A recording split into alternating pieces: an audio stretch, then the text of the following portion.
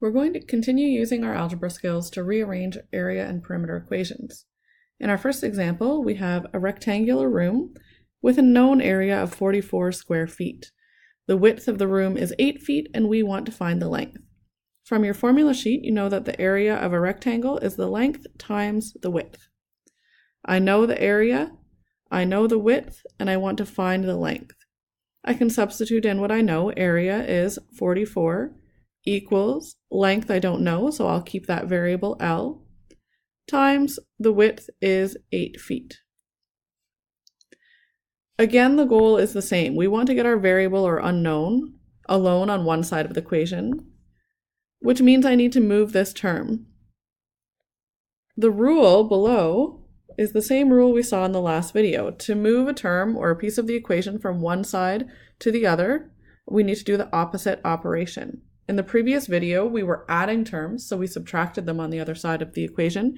Here, we're trying to multiply our variable L by 8.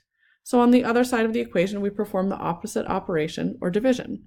So to move that over, 44 divided by 8 will give me the value for L, or the length of the room. When you do the division, we find that we get 5.5, and our units for the dimension are feet. So the length of the room is 5.5 feet. If you wanted to check this, you could take the length of the room, 5.5 feet, and multiply by the width, and confirm that you get back to the area of 44 square feet. So now, even though we're dealing with different operations, here multiplication instead of addition, the rule remains the same. Let's try another example. Here we have a triangle with an area of 16.25 square centimeters. The triangle has a height of 7 centimeters, and I want to find the measurement of its base. Again, from your formula sheet, the area of a triangle equals the base times the height divided by 2, and I can substitute in what I know. The area, 16.25, equals, I don't know the base, I'll leave that variable, times the height is 7 over 2. We'll look at solving this in 2 steps. We want to get the variable b by itself, and the first thing I'll do is get rid of this fraction by moving this 2 to the other side. Right now, the operation that's happening is division by 2 on the right side of the equation. So on the left side, I perform the opposite operation, 16.25 multiplied by 2. Nothing else on the left side has changed, so this would still equal b times 7.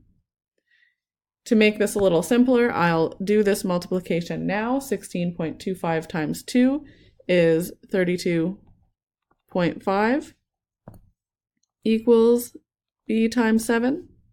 And now I'll continue trying to get my variable b by itself.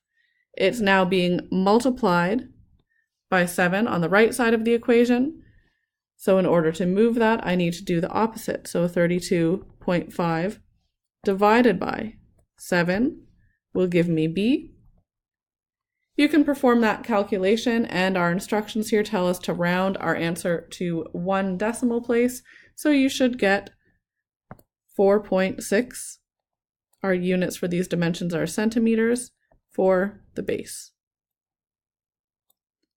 So again, we followed the same rules in order to get our variable by itself. To move the other pieces of the equation across the equal sign, we performed the opposite operation. Use the same idea now to answer the following question. You know the circumference of a circle is 14.3 meters, and I'd like you to find both the diameter and the radius. Take a look at your formula sheet for the formula that you need. When you're done, round both your answers to 1 decimal place. Remember, when you're doing these calculations, when you see pi in the formula, make sure you're using the pi button on your calculator. Don't use the rounded value of 3.14. Pause the video and try this question on your own, and then check your answer. You can see the detailed solutions here. Notice that pi is just a number, so we can treat it just like we did above.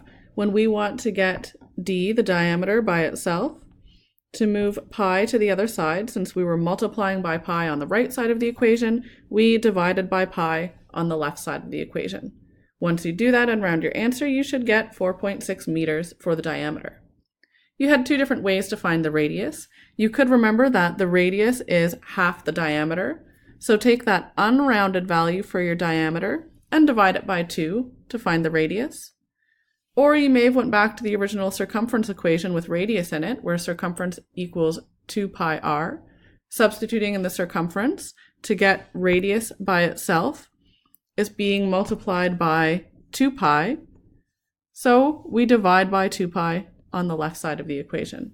Either way, you should find a radius of 2.3 meters.